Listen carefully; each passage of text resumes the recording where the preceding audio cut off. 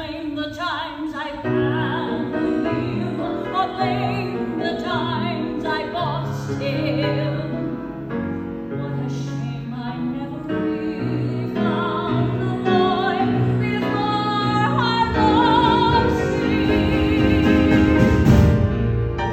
The years a little fast.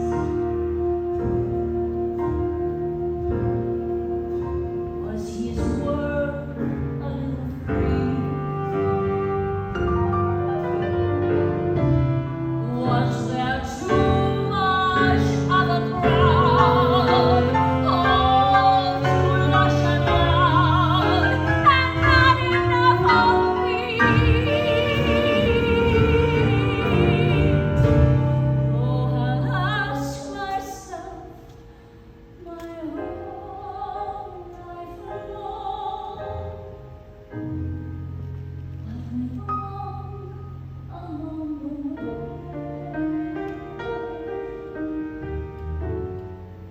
Would I make the same mistakes if you walked into my life?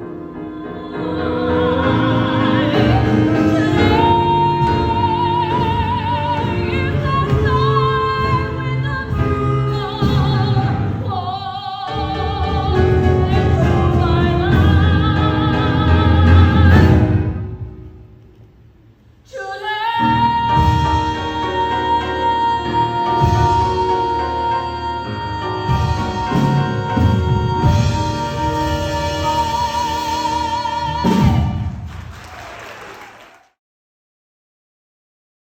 Every move you made was just perfect. Your body language was fantastic. Oh, God. You're just Oh, thank you so much. I was trying to convey it's a mother about her son versus lovers. Yeah. Yeah. Because when I first heard the piece, because I had not heard it before, I thought it was some sexy, sultry kind of a thing. Of course. And then they said, "No, Goofy."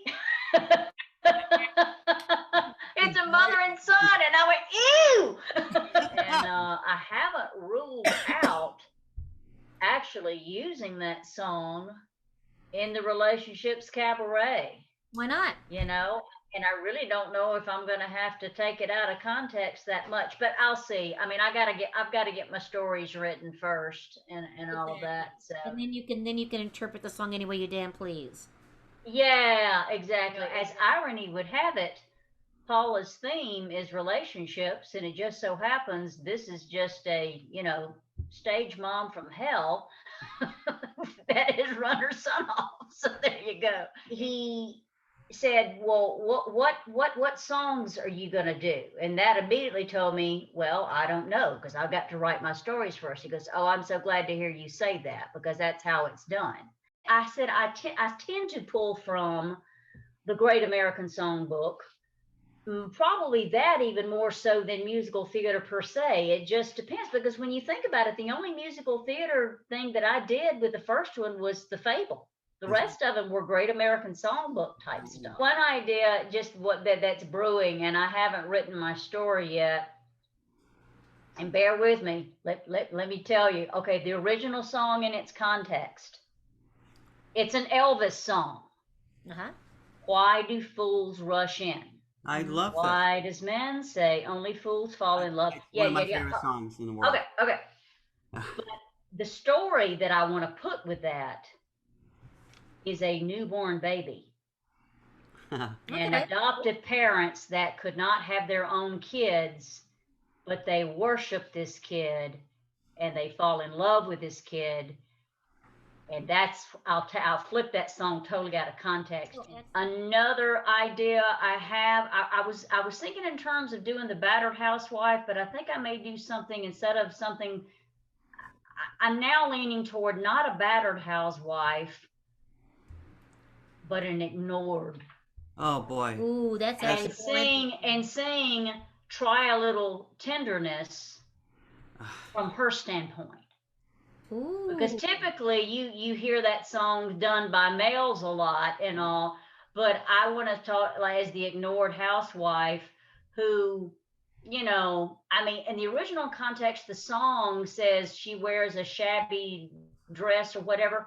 I may switch the lyrics some. She may be dressed to the nines because she's married to a rich mate.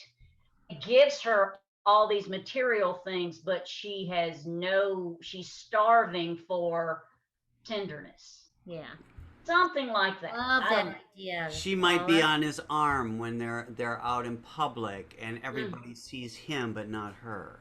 Uh-huh. And Uh-huh. is that Exactly. beautiful? So, and I want to do something with the checkout clerk, but just the sweet checkout clerk that I see every Tuesday morning. I want to create some story about her life because I see her every Tuesday morning. We talk about the specials, and I practically know her. And then just kind of launch into some story about my sweet friend Kathy at I love checkout. that. I Oh, don't know, just trying to come up with really just very, very everyday, ordinary kind of stuff, and then just let it. I don't know. But You were the first person of your caliber that I had ever had a personal kind of rapport with. So I was all excited. I said, "Ben, my goodness, her resume, oh my stars!" I was so excited, to meet you.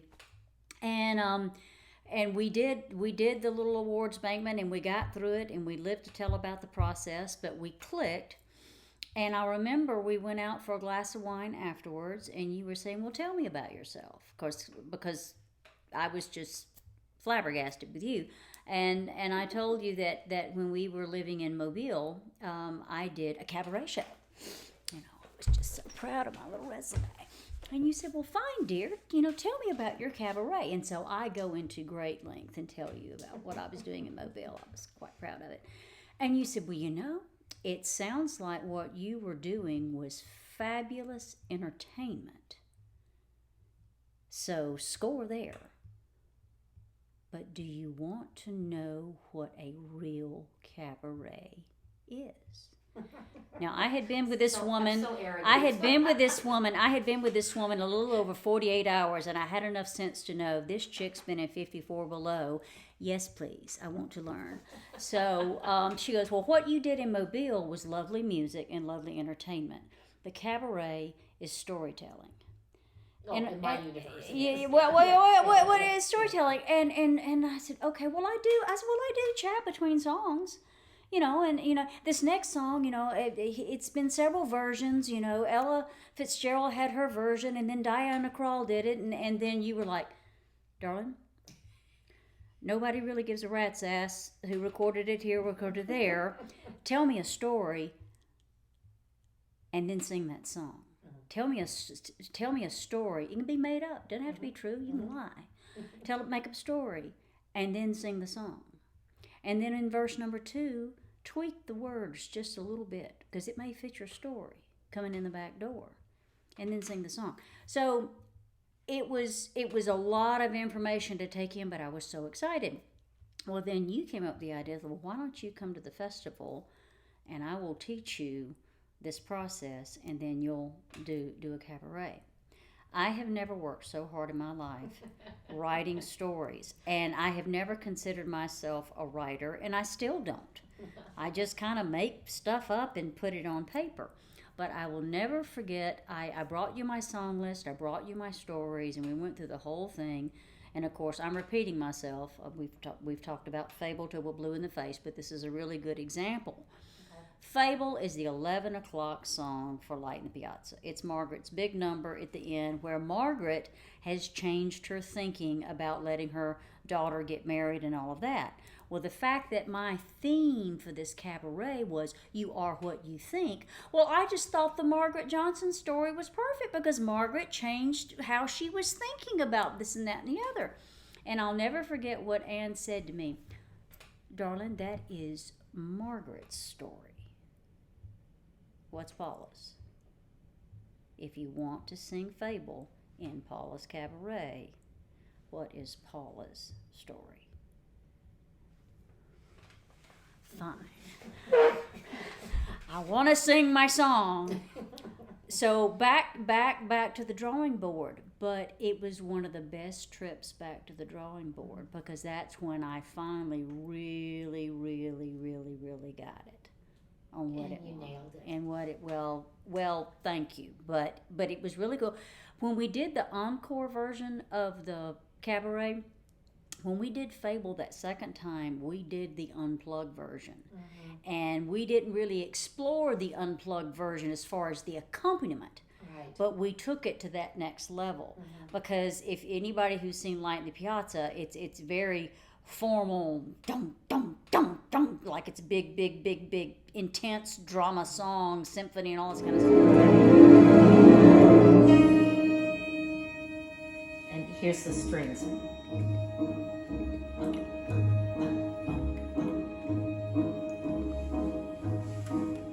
You can walk in the forest for a secret field, for a golden arrow, for a prince to appear, for a fable of love that will last forever. Well, we took the chord progressions on the page. Of course, if you knew this composer, what chord progression? What the heck? You know, we're in the key of X. Oh my God. So, but I remember my friend Tom Sivak, he just broke those chords down. And instead of playing the rhythm on the page, he just did kind of a soft, ethereal kind of arpeggio in the background. And then I just started kind of singing the rhythm, not really in time. I was kind of robbing the rhythm, and he kept the beat with a steady, ethereal arpeggio, and we totally changed the beginning. Sure. Yeah. You can look in the forest for a sacred field, for a golden arrow, for a prince to appear, for a fable of love that will last forever. You can look in the ruins for a witching well, for a magic apple. I keep a little posted thing of sticky notes, and as I think of a song or I think of a concept for a story, I write it down on my sticky notes. Or when Ben comes in and goes, "Oh, I've got a song you need to consider. Write a story about this." I put it on the sticky note. Yes. Or if we're listening to music. So I've got a sticky note page going, so I can kind of get my thought And you process. know, when you're talking about structure, if you think about the 11 o'clock number or opening number or closing number being part of the structure of your story, then you can always, even if you don't know what it is yet, but especially when you do have it, when you know what it's going to be, that becomes your kind of climax of the story, and then you have the denouement after that. Everything that happens there, which is a structure of a small play. You know? So that's really, you're doing a combination of writing the story between and having the songs be the monologues. Exactly, You know? exactly. Now, after the 11 o'clock number, what did you call it? It was a D word. Denouement. The denouement. The Denouement, what denouement, is that? it's a French word that means, I don't know directly what it means, but it means it's what comes after The big the climax. climax. Okay. So Because you might have the storm is the climax, and then you have the sunrise. So I did my very first cabaret, and it was the theme was the power of positive and negative thinking. Came up with a catchy title, "You Are What You Think." So this cabaret is going to be about relationships, all kinds of relationships. Yeah, we'll cover romance, but we're talking about platonic relationships, parents, siblings, best friends, strangers, people you meet in a fender bender, just all kinds of stuff. But I've got to come up with a title. But here recently, Betsy said that my slots at the venue, this thing is going to take place mid-September. I don't know if I can, ooh, yikes. I was expecting mid-October to late October, but now it's mid-September, and then I had to come up with a title so they could go to press by third week of May. It's May 7th.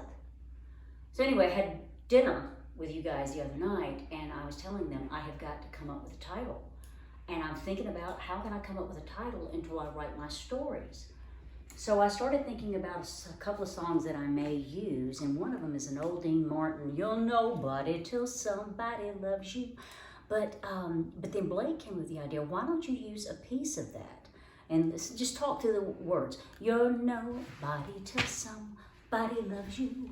You're nobody till somebody till somebody cares. Blake came up with this beauty, and I'm taking it. Till somebody cares. So, I'm calmer now because I have a title. It's time to start outlining my stories, but before I can do that, everybody, including me today, needs to go through your music repertoire. It may be 100 songs, it may be 1,100 songs, but you spread out your library. Look at this mess. Look at this mess. It's not a mess. I know where everything is. But I'm going through and I'm just cataloging and refamiliarizing my stuff that I've been singing for 40 years. I got stuff when I sang when I was 13. I got Ice Castles over here, for example. So anyway, I pulled some notebooks together. These are my big binders. And I've taken some of the songs that I'm gravitating toward. But I'm going to keep my notebooks open because as I write my stories, I might get inspired. The Way You Look Tonight, that's a standard that everybody loves. I'm really wanting to use that piece, and I'm leaning toward it being toward the end of the show. Part of the, what's the D word again? The diminué? After the big climax song, Denouement. Okay. Oh, okay, I'm looking at all this music, and here is Alfie. Let me give you an example. My first cabaret, we used Alfie. What's it all about, Alfie? Is it just for the moment we live? Okay, great idea. When I was doing the You Are What You Think cabaret, this is what I did. What's it all about, Paula?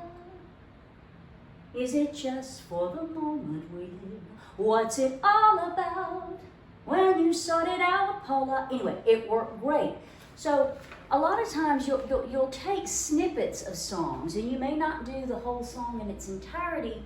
You could change just a couple of words in the song to where the song takes on a whole different context. You could take a jazz standard, something from a musical that you like. Guys and Dolls. I'll know when my love comes along. Nah, not everybody knows it from Guys and Dolls.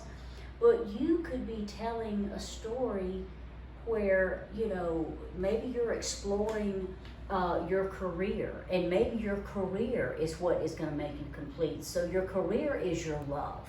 I'll know when my love comes along. I'll know what I want to do. So you can just take a whole song and just flip it, change the words just a little bit, and it tells your story. Okay, so I'm at the point now where I have written several stories. First of all, in this show, I'm going to cover romance, or a couple per se, kind of from beginning to end. So they're going to be interspersed of how this couple handles things over a 50-year span. But I'm going to talk about the platonic stuff in between. But I'm to the point now in my writing, I've got to find a song that kind of really describes a couple that's been together 40, 50 years. Life hadn't been perfect. They've had in love moments. They've fought like cats and dogs, but they still love each other. But it takes work, and it's worth it to stick it out. So here we go. So I'm looking at several things. Let's fall in love. Well, yeah, that would be the beginning. Yeah, I could use that at the beginning of their relationship, and I've already written that story anyway, so that may or may not work. We got some goodies here. Just a garden in the rain. It's a good Diana Krall tune, but that's really not what I'm wanting to do. I'm gonna sit right down and write myself a letter. That's good. But yeah, I mean, they will have their place in the story, but I'm trying to pick up.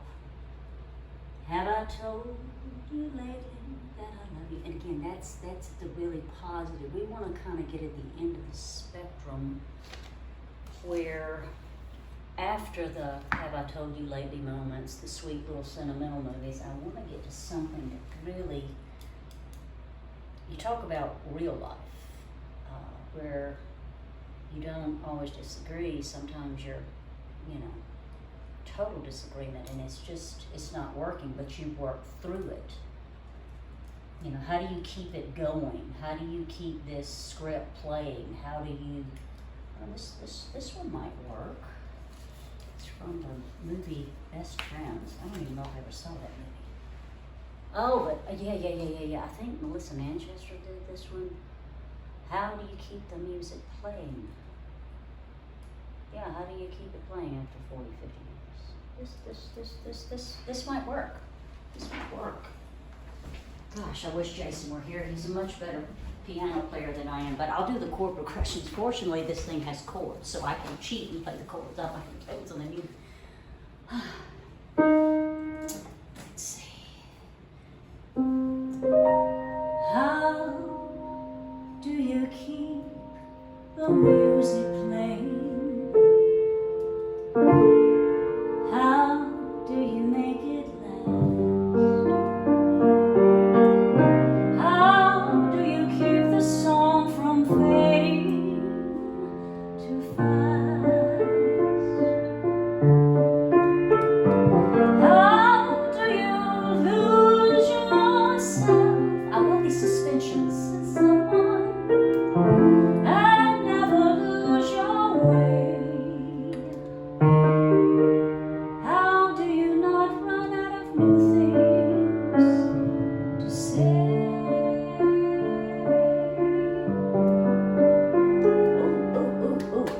Ooh. That's possible. And since we know we're always changing, how can it be the same? And tell me how, year after year, you're sure your heart will fall apart each time you hear his name. I know the way I feel for you, it's now or never. The more I love, the more that I'm afraid that in your eyes I may not see forever.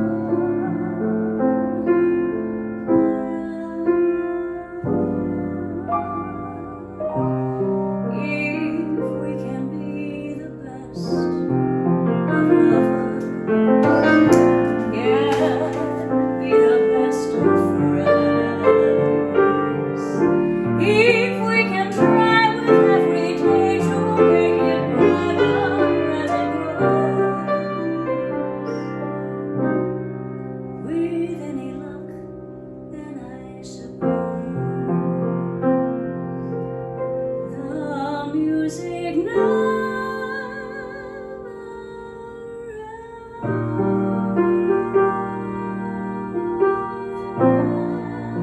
you and I are going to get to know each other because I'm also going to have it part of the story that this is the first time that we've worked together. Oh, cool. And we discover things about each other and our families and our mates and all this kind of stuff.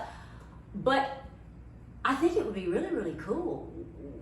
Would you be possibly sing that? sing the alternate line? Sure. I don't know. I'm just Right. thinking.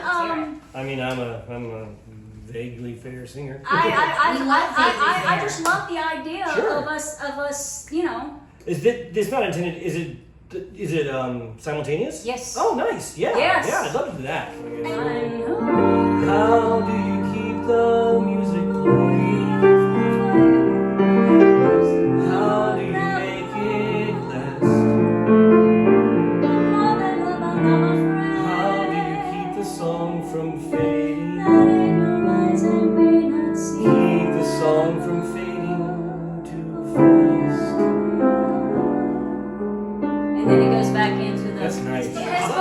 because I know I could be telling the story about how long have you your sweetie, how long have Oh, you we've been together for 20 years. Okay. Well, we've been together for 35, but you've been together long enough to where you know at some point it takes work. Oh, yeah. It's not. Okay, so I've got a really cool story about a new parent, newborn child, and it hasn't finished fleshing out the story.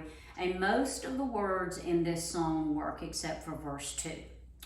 Think about adoring parent looking at a newborn child. Okay, so we're looking at the words and they work.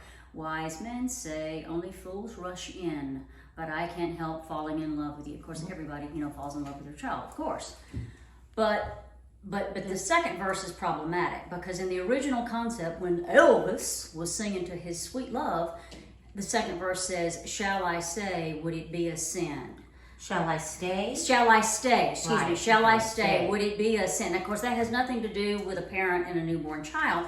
So therein lies the crux of the matter. So I've been playing around with alternative lyrics, and I want to. Okay, so and verse 2 originally says, "Shall I stay? Would it be a sin?" I, new parent to child, come what may. Let our journey begin. Let our lives now begin. Okay, now when I sing that in time, in rhythm, it sounds canned, it sounds contrived. I'm not happy with it, but I had a brain fart. But you go for you go next. What I like is that it's still a question. Okay. Because the first part is, looking at the past, what the wise folk, our ancestors say about human behavior. Okay. But I get that, but this is the situation I'm in, and this is how I feel about it. What's nice about the next one is it's a question. This is, shall I stay or would it be a sin? But what is the question? It's what's lovely about theatrically is what question are you asking? For instance, all right, if we want to stay in the scheme of thing, we've got stay. So we've got they, way, day, away, play, today. Sometimes I just look at words and see what stick is it. And because the parent betray. That's a great one. Yeah, because I don't want to betray the child. What does the child need? I'm the new eager Or parent. or are you going to betray yourself, your life? See, that's Am I going to betray my life to be this parent? Yeah. Are we digging the 6/8 feel, the kind of 50s?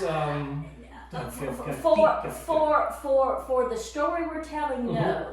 But I'd love to just review how Elvis did it. Let's just take a few measures and let's just do how Elvis So that's did kind it. of the classic.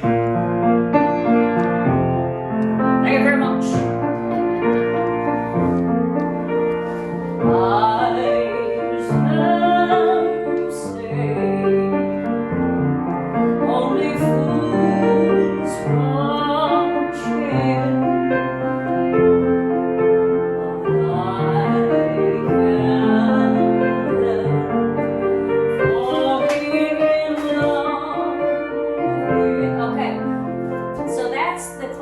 Elvis that we all know and love.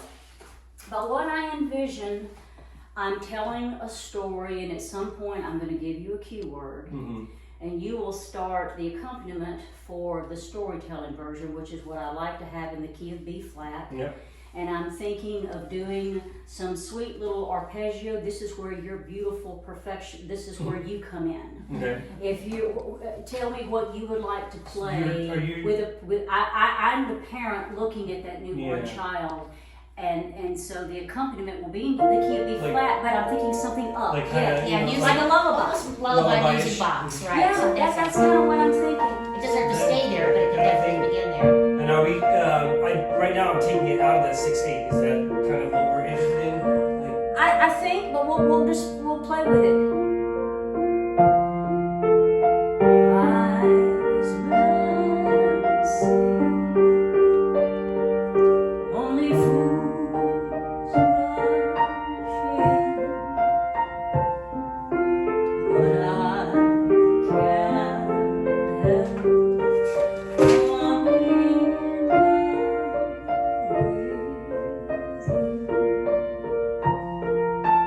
Shall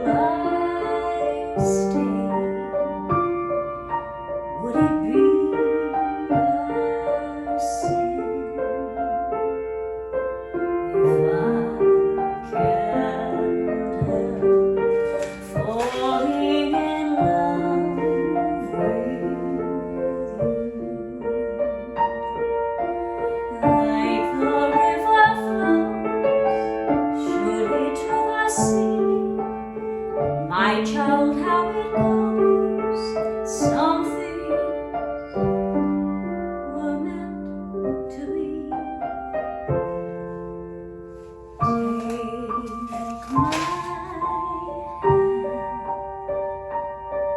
Take my whole life through,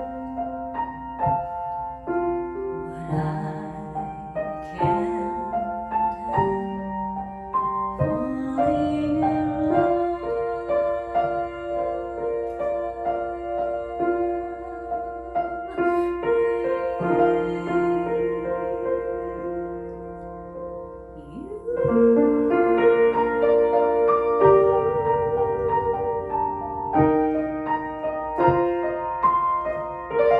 I don't think we need to change the words. I don't think either. What interesting lullabies. I mean, there's lullaby, but what are some really cool lullabies? Because this is a short song. Yeah. So I love the idea of you playing something lullaby-ish. Or it could be musical theater lullabies. Yeah, It could be yeah. real lullaby. It's It could funny. be all kinds of It's lullabies. funny. I mean, I have 2 young children. We sing to them all the time. But our lullabies are modern songs, Rainbow Connection, and things like that. Okay. Yeah. You know. And I love when the audience thinks you're going to do another number because of the subliminal that you put there, and then it filters into something else. It's really kind of cool. We're in Yeah, this. I We're in this together. I So certainly want, like the you know. idea of while you're telling the story of creating a space for that story to you know to be able to be expressed better, you know, and then moving into certainly better than just a boring old vamp, Yeah. you know. Yeah, You know, exactly. I can vamp forever, but Yeah, right, nothing yeah. interesting is happening, you know. Yeah, exactly. But using the underscore, the storytelling to help get the audience in a subliminal place. I am real big into a cappella moments, Okay. just in Yeah. the middle Yeah, of sure. a thought Great. and everything. I just think that just Yeah. and it could be that you're playing Rainbow Connection while I'm telling my story, and somewhere in that I find my tone, and then I just kind of look at the audience. Why does man say? Then you start Right, enjoying play it. with me. We have our Yeah. kumbaya on. Yeah. So anyway, Sure. so You've got several possibilities with it. You don't have to change the lyric. I It's how you don't. it's in- I don't, because it would be a sin to leave this child. Why would I? Yeah, Shall I exactly. stay? Would it be a? It would be a sin. Yeah. So I could use that, you know. My lead sheet. I'm going to be flipping through my lead sheet, and I'm going to say lead sheet. Almond milk, avocados. But what the mess? This is my grocery list. How did my grocery list end up in here? Sorry. Yeah. Oh well, I'll need that on Monday. Okay. Gotta go to the grocery store. I hate going to the grocery store. Or I used to hate going to the grocery store. But I met one of my best friends there. She works there. She's really sweet. She works on Monday through Friday mornings, and she's there from like 7 a.m. to the 3 p.m. shift. So I've gotten to know her, and she always kind of tells me what the specials are. But man, talking about a story, she has been through hell and back on this and this. That will be my introduction to my friend Penny at the supermarket. Right. But it'll all start with me finding my grocery list in the not? middle of my lead Hi, sheet. today I have been working on the outline for my upcoming cabaret on relationships. And an outline is a very important tool to kind of get your thoughts organized, because this can be a pretty monumental task. If you think about, oh goodness, I've got to come up with 15 or 20 different stories and all the songs that coordinate with them, it can get kind of overwhelming pretty quick. But if you break it down into an outline, you remember the term papers you had to write as a kid, you always had to have an outline. There's a reason you learned that skill. So this breaks it down into little smaller sections so you can explore one area, one story at a time, so this can be fun and not like freaked out, scary, I can't do it all. So this works out well. Let me show you my outline. I have broken it down into several sections. You know, you can see there's an introduction, and then there's even a closing at the bottom, and you'll see the word relationship with mate. here, and it's interspersed in kind of throughout. And it's basically relationships with mates in different stages. You've got the love at first sight, then the courtship and breakups, and then raising a family, and then later on in the years taking each other for granted, and then even later on, you know, how do you keep the music playing, and then it gets better with time. So that's the romance angle kind of sprinkled over the whole show. And then in between, we're going to tackle platonic relationships, such as relationships with friends and acquaintances, or relationships with parents, siblings, co-workers, best friends, your higher power, and yourself. And so it kind of gives it a nice little balance. So you're exploring all kinds of relationships, because life is made up of more than one type of relationship. Well, today also, I have put together a first draft of 2 stories. One is the story of Jenny, and that will go in that category, relationship with parents. And then the other story is about Tom and Sarah, and that will be kind of in the mate category, where a mate, a couple, they are raising their family together. So Jenny was 14. And up until a few days ago, so excited to be a freshman. High school was here, finally. Truth be told, she'd actually been a little anxious with all of the info and advice coming from her older brother, how it was a totally different world from middle school. Yeah, it was gonna be different, all right. You know, Jenny had always been pretty popular with her gal friends, but the guys really didn't notice her that much. And, you know, she wasn't exactly the top of their list for someone to ask to the prom. They liked her okay, and, you know, she was the perfect person to cheat off of on those pop quizzes in algebra. But, you know, sadly, that was probably just as well, because Jenny's mom was very, very strict. And she had told her daughter more than once that you're not going to date until you're 16 and not a day before. So Jenny had a plan. Okay, I've got 2 years to get the boys to notice me. I'll be nice. I'll put on some makeup after I leave the house, of course, go figure, and not too much. Don't want to look weird or over the top like my friend Sally was last fall. Oh, she looked like a Stepford child. Poor thing. And all the guys, they can copy off my paper anytime, and by the time I'm 16, they will have found out that I am pretty special and worth their time. That strategy might have worked somewhat in middle school, but was not going to cut it here in the big league of high school. He came from out of town, up north somewhere, to spend summer break with his aunt and uncle. He was a couple of years older, and they met at a neighborhood barbecue. Some sort of something happened between he and Jenny. Case of puppy love? Infatuation? Possibly. Something more serious? Probably. Teenage hormones running off the rails? Precisely. He was so different from all those other boys she grew up in school with. He was kind, he was so kind to her and made her feel so very special. When summer was over, it was a tearful goodbye with promises of phone calls and text messages. In the course of a month or 2, Jenny went from pining to pregnant. First day of high school was a week away as she stared down in disbelief at that pregnancy stick. Holy crap. How could she have let this happen? She was a straight A student and was always deemed the responsible kid among her peers. Her mom was going to kill her. Her mother had such plans, such high expectations, such... Until her father passed away at much too young an age, she was the apple of his eye. You know, human beings can't love unconditionally 100% of the time, despite their best efforts. It's just not possible. But her dear father had come pretty darn close. Somewhere in her own grieving process, her mother became determined to raise Jenny and her brother alone. She loved them, yet demanded so much for them. She wanted them to succeed in whatever professional career they chose.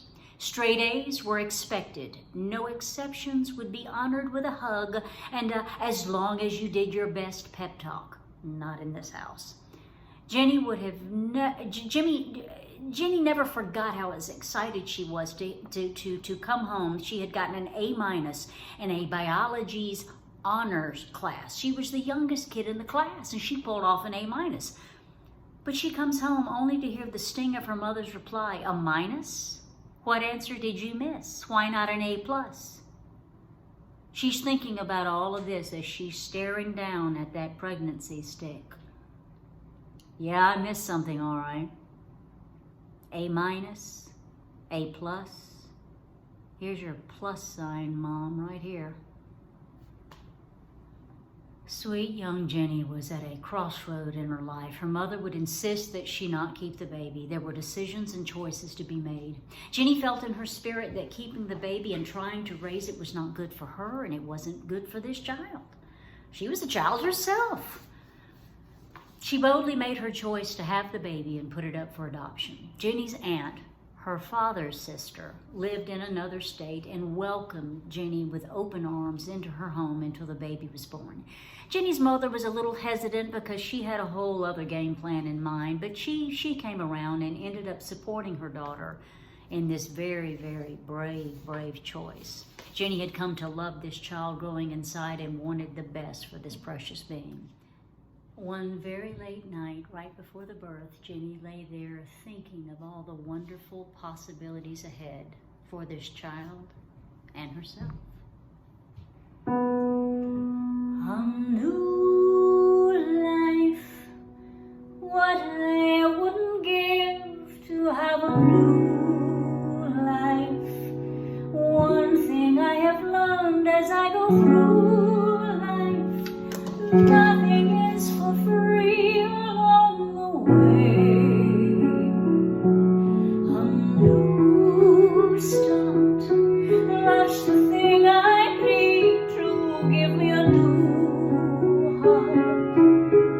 Have a chance in life to find a new part, just a simple role that I can play. A new hope, something to convince me to renew.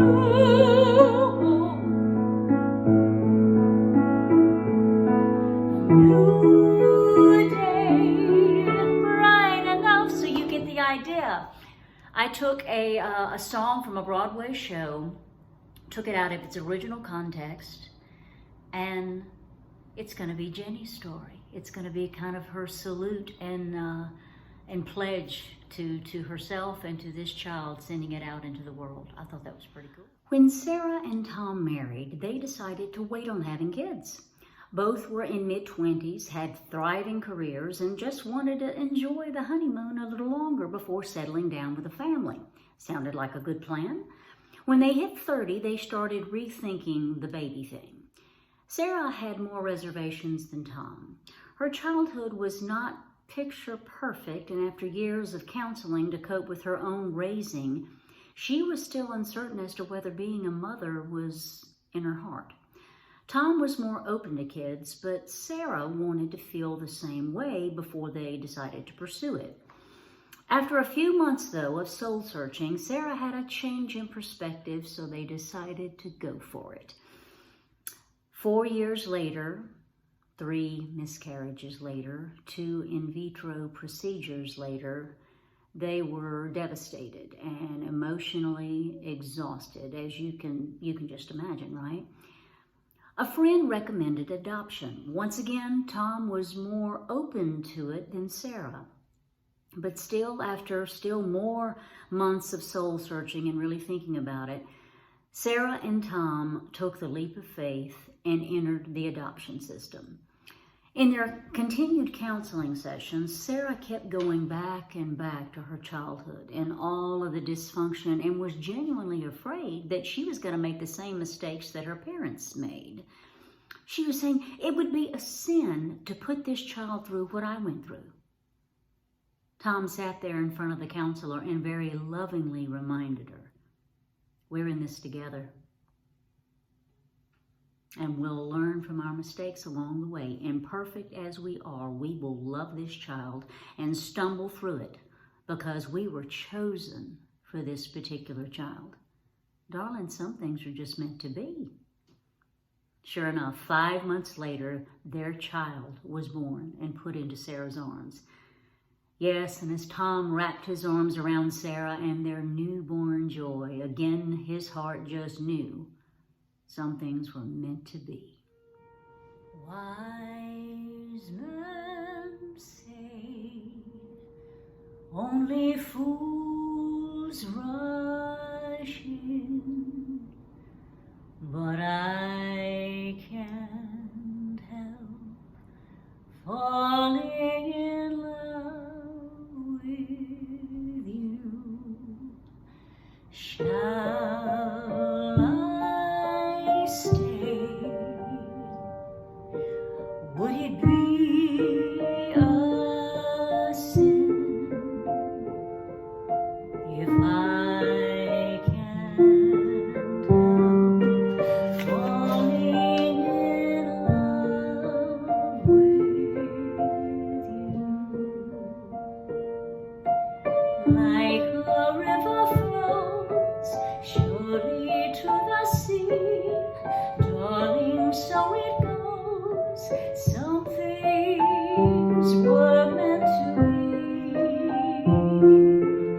Take my hand, take my whole life through, for I can't help falling in love with you.